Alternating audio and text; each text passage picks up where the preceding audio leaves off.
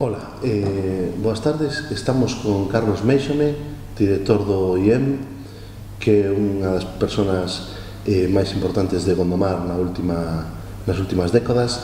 En Gondomar TV, no noso afán de seguir sendo cronistas do noso pobo, queremos un pouco que nos explique que é o que fai o IEM, que é o que fai el nesta institución, e que significa o IEM para Gondomar. Entón, un pouco que, Carlos, boas tardes. Hola, boa tarde. Nos gustaría un pouco que te presentases, que nos digas quen eres para Gondomar e quen eres para o IEM, iso, que fai o IEM. Que fai? Home, para Gondomar sou un veciño de Gondomar, e un veciño, digamos que dos novos, porque non son natural de aquí, pero isto tamén o contaba sempre o finado Casares, que morreu xa hai 10 anos, xa vai para 11. Tamén a él pasoulle un pouco o que me pasou a min, e é que ao longo dos anos que teño, el tiña algúns máis, era maior que eu, pero ao longo dos anos que el tiña e eu teño hoxe, pois vivimos sempre tempadas máis ou menos longas en distintos sitios. E el comentaba, porque el en Vilariño, en Nigrán, pois viviu 20 e pico anos, e foi o lugar en donde máis tempo da súa vida pasou de forma continua. E eu, que non son de Gondomar, viñen para Gondomar xa sendo maior e con fillos, pois tamén levo 20 ou 21 anos en Gondomar, e é o lugar onde máis tempo vivín da miña vida. O sea que, aínda que non sou natural de aquí, pois os 20 e pico anos que levo aquí fan que o percurso sea xa longo. E que é o IEM? Bueno, o Instituto de Estudos Miñoranos, que é? Pois o Instituto de Estudos Miñoranos creámolo hai, creo que 13 anos, se non recordo mal. Vamos a ver, naceu formalmente, constituíuse nos últimos meses do ano 99, é dicir, no cambio de século, creouse, e empezou a funcionar no 2000, é dicir que, bueno, vamos en 12 anos. E que pretendíamos en aquel momento, cando se fundou? Bueno, en aquel momento hai unha persoa que tuvo moita influencia en que isto nacese, porque era xornalista, era un home así un pouco,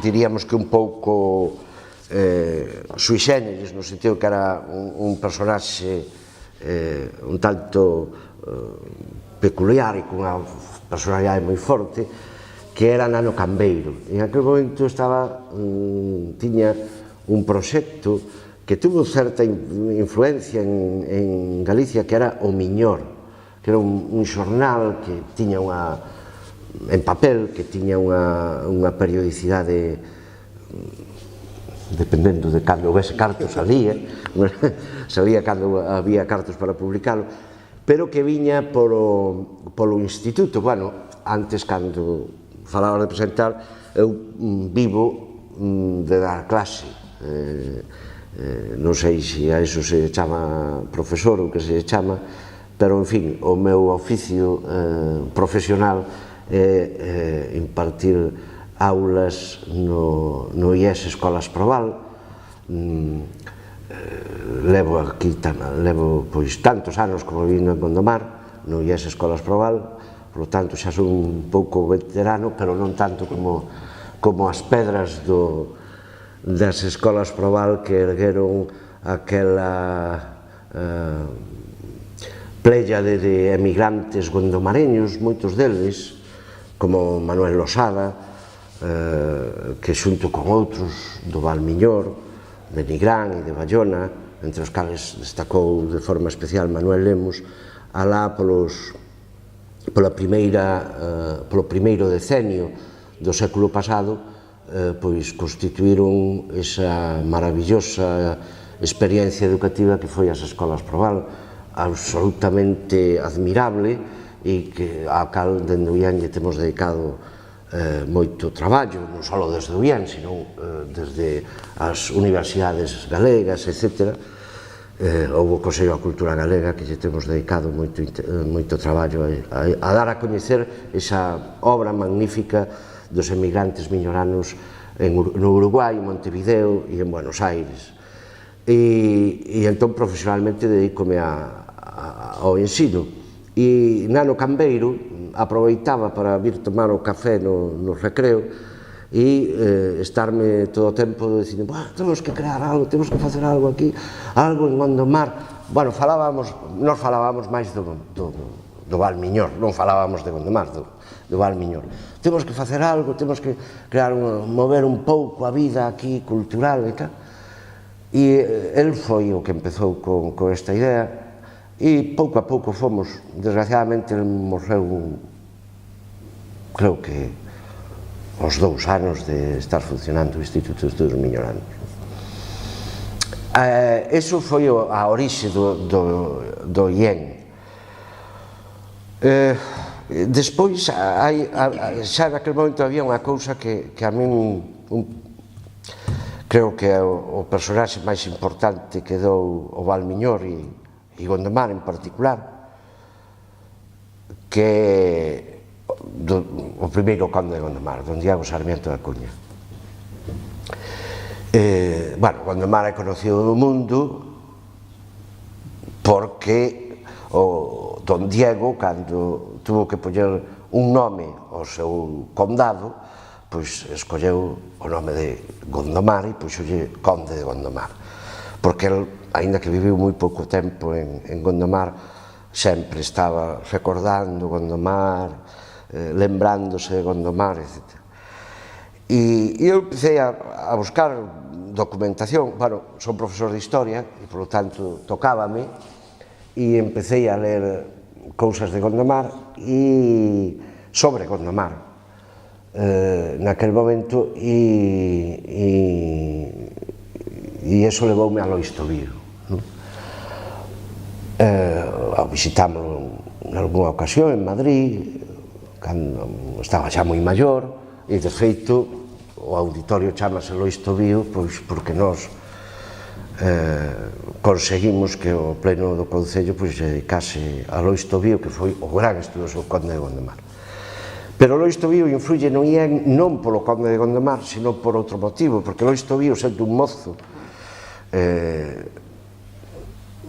estudante en Compostela, creou unha das grandes institucións culturais galegas que houve, que foi o Seminario de Estudos Galegos, que durou hasta o desastre de 1936, en que quedou ilegalizado e todo o que tiñan pois foi, en fin, distribuído por aí.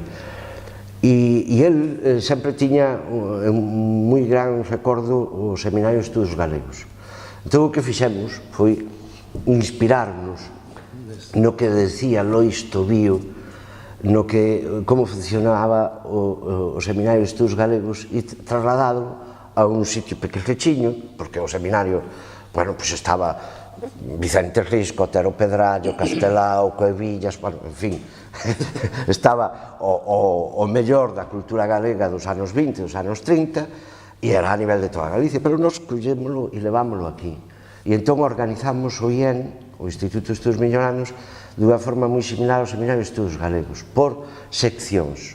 Entonces, temos a sección de prehistoria, a sección de toponimia, a sección de lingua e literatura, a sección de arqueoloxía, etc., de artes plásticas. Temos distintas seccións. Cada sección ten un equipiño de xente. Nuns casos, as seccións funcionan con moita actividade, noutros con menos. Iso depende un pouco das persoas que haxe, etc. E o meu labor cal é? Pois o meu labor é coordinar un pouco todo iso, aportar ideas, falar cos membros das distintas seccións e procurar manter unha actividade máis ou menos permanente durante todo o ano, que facémolo, eu creo que ás veces excesivamente. A min chamoume a atención ahora que faz nombre, que faz fincapé na importancia das escolas Proval no seu momento, na súa creación, e a mí me parece que o Instituto de Estudios Minoranos pode chegar a ter dentro de 100 anos esa mesma percepción para a xente do futuro. É dicir, foron os precursores os que montaron o Instituto das Escolas Provalle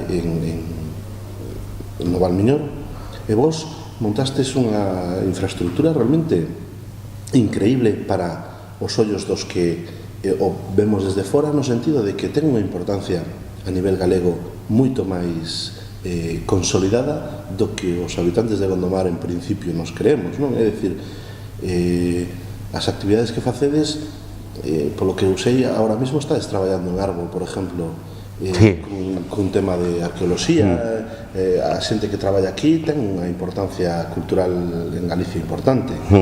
É dicir, como se fai iso que en Gondomar, que naza en Gondomar, quero dicir, é curioso, non? Bueno, evidentemente non é comparable coas escolas Proval, porque as escolas Proval era un proxecto docente, é dicir, era un sistema de ensinanza reglada, regulamentada, e nós non facemos ni moito menos ensinanza regulamentada. Nós o que queremos é, por un lado, ser fundamentalmente divulgadores de cultura,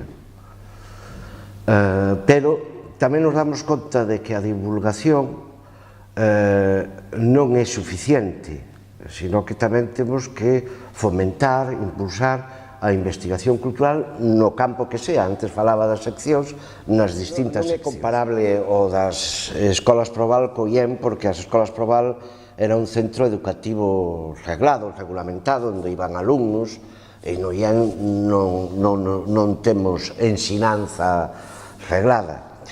O que sí temos é moito interés en divulgar cultura, pero tamén somos conscientes de que a divulgación sola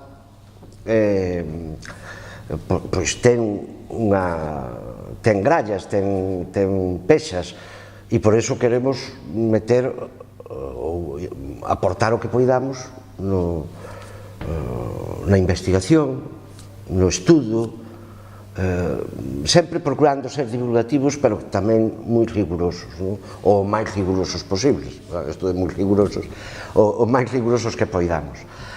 E por iso estamos divididos en seccións, porque as seccións fan que as persoas se agrupen en función das súas especialidades e os seus coñecementos, claro. E a trascendencia que ten o IEN desde hai anos, o Instituto de Estudios Minoranos, desde hai anos, a nivel de Galicia, pois sí que é grande, é moi grande, non? Nos conseguimos, por exemplo, conseguimos firmar convenios de colaboración ou organizar actividades conxuntamente coas institucións máis importantes do mundo cultural de Galicia, desde a Fundación Barría de la Maza, coa cal fixemos un proxecto de investigación no xacemento paleolítico de Chando Cereixo, onde topamos a aldea neolítica máis antigua de Galicia, con 5.300 anos. Hai un mes e pico, 2 meses, tuvemos por segunda vez un curso de verán da Universidade Internacional Menéndez Pelayo. Co Consello da Cultura Galega realizamos cada certo tempo actividades conxuntas coa Real Academia Galega, o mesmo coa Universidade de Vigo. Temos, creo que 3 ou 4 convenios de colaboración, convenios para traballos en toponimia, para arqueoloxía, que falabas antes de da excavación na finca do Cabrón en Arbo e nas prospeccións de Paleolítico no Miño. Temos unha colaboración un convenios de colaboración coa Universidade de Vigo, con concellos, co Concello de Vigo, co Concello de Pontevedra, co Concello Ourense, co Concello máis pequenos. Temos asinado colaboracións e están en perspectiva outras importantes. Por exemplo, na primavera o equipo de arqueoloxía vai estar un mes e pico excavando un castro en Pontevedra a raíz de un convenio con varias institucións, entre as cales está o Concello de Pontevedra. Cando estás contando todo isto, me chama a atención a forma de financiarvos que tedes, porque para manexar toda esta xente que aporta tanto culturalmente, que ten os currículos que ten, habrá que aportar cartos, non? Pero a xente traballa por amor ao arte. Mira, vamos a ver, a xente no ámbito da cultura galega, primeiro, as persoas que participamos activamente nun proxecto cultural galego de poñer en valor a cultura galega, estamos acostumados a que isto é un hobby non no mal sentido da palabra, porque ás veces cando dis hobby podes entender que é algo que faz por afición e que, polo tanto, non hai rigor, non? Procuramos ser moi rigurosos, moi serios, pero sabemos perfectamente que isto non sirve nin para vivir, nin máis, non só non sirve para vivir, sino que nos vai a custar cartos, tempo e moita dedicación. Polo tanto, este é o primeiro punto que temos claro. Ahora, como sobrevive o IEN? En primeiro lugar, eu teño que dicilo, o IEN sobrevive en gran medida porque hai unha cantidad de voluntarios, de persoas que lle dedican 2 horas, 3 horas, 4 horas, 5, 10, 15 horas semanalmente, que non reciben remuneración ninguna por eso, e que non só non reciben remuneración, sino que poñen, ás veces, os seus cartos para facer viaxes, para ir aquí e alá, para mercar cousas, para adquirir cousas, etc. É dicir, que sin eses voluntarios, o IEN non sería posible. Aquí hai un grupo de 30 ou 40 persoas que colaboran permanentemente co IEN de forma desinteresada e altruista. Hai unha segunda razón que eu tamén quero deixar moi clara, e é Gondomar. É dicir, porque o IEN nace con vontade miñorana e segue tendo efectivamente a vontade miñorana e quere abranguer os 3 concellos. O que sucede é que por determinadas razóns foi víndose hacia Gondomar, e aí ten moito que ver, por un lado, os veciños de Gondomar, que máis ou menos foron conformando en gran medida ese tecido de voluntarios que conforma o IEN, pero tamén os veciños de Gondomar, que acolleron o IEN, eu creo que desde o primeiro momento bastante ben. Hai moitos veciños de Gondomar colaborando co IEN. E hai unha outra razón, e é que dende os gobernos municipais dos últimos, dos 10 anos últimos, de Gondomar, non sempre, tampouco, non digo cando, pero non sempre, pero en xeral tuveron unha actitude positiva.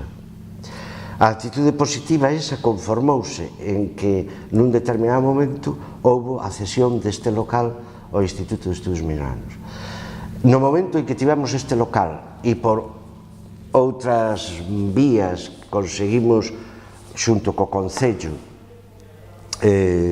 poder poñelo en condicións, aí houve un salto cualitativo moi grande, porque antes a nosa biblioteca estaba almacenada en caixas en un almacén do compañeiro Xosé Lois Vilar, as obras de arte estaban por aí, reuníamos nas cafeterías ou en colexios que nos deixaban aulas para reunirnos, etc.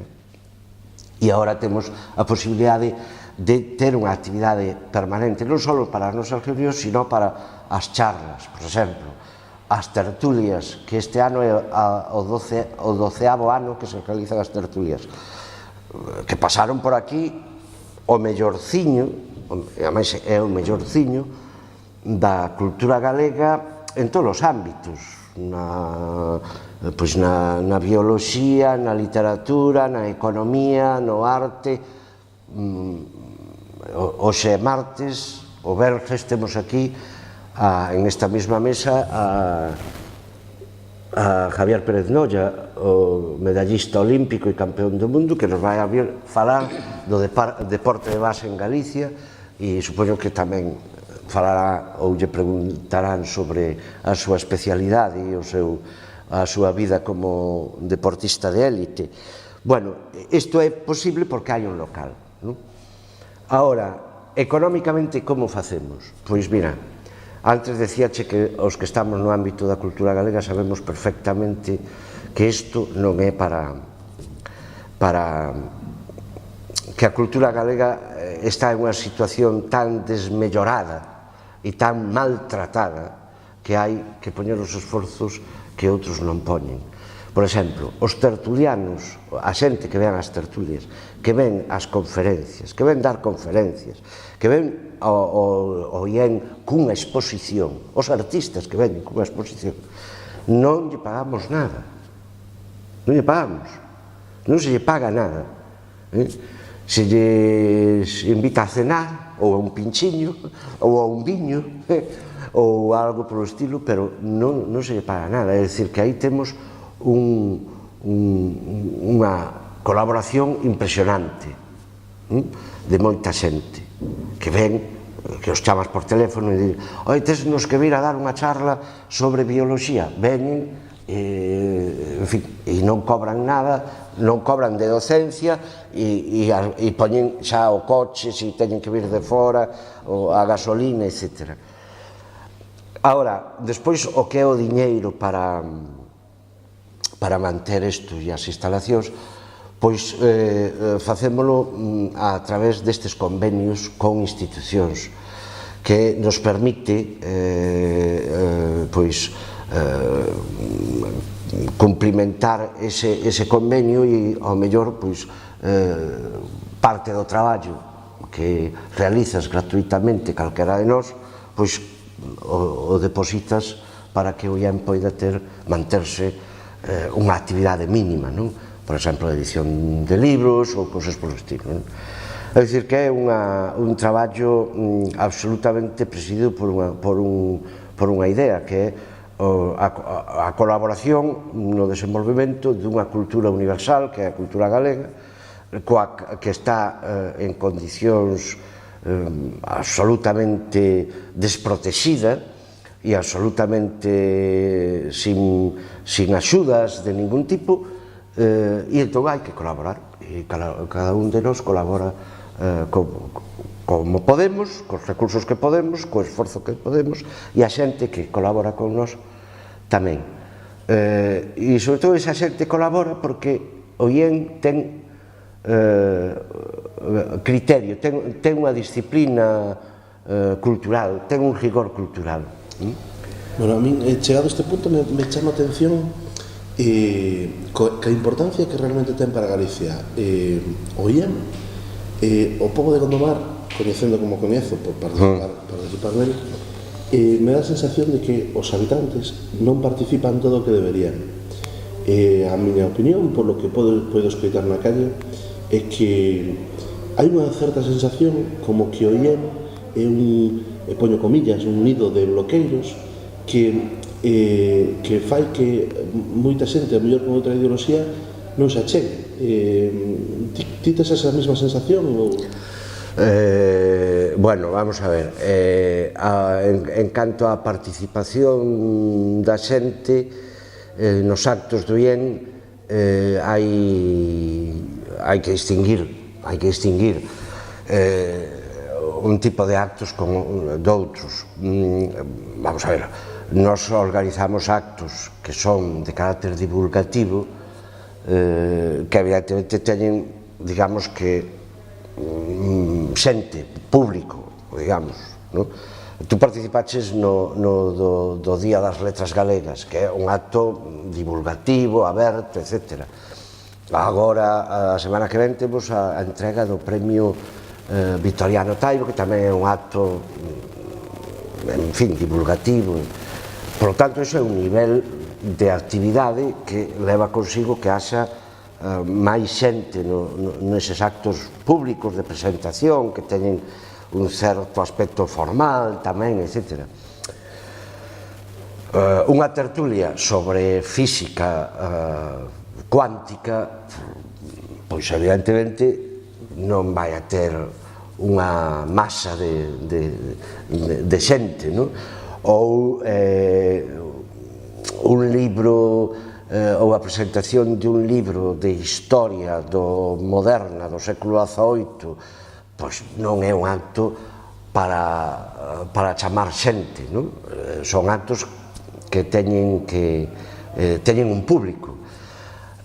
Tamén é certa unha cousa, e é que a este tipo de actos acuden moita xente que non é de Gondomar, xente de Bayona, xente de Vigo, xente de Nigrán, de Tomiño, de outros lugares que se chegan aquí porque o tema que se vai a tratar é un tema que para eles ten interés, e iso é o que fai fluctuante.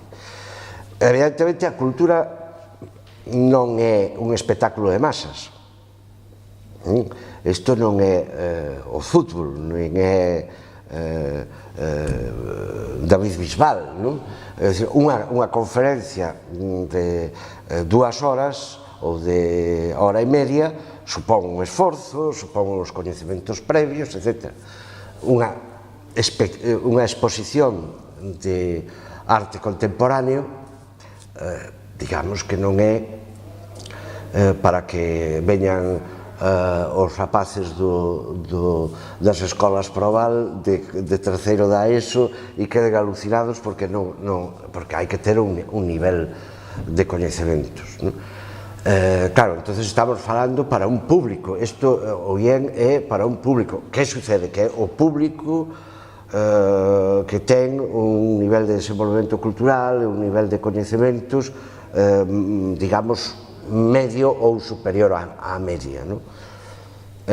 Dito iso, os actos de divulgación si teñen público. Eu ainda me acordo agora, porque dentro dun mes ou algo así teremos un acto parecido, cando presentamos na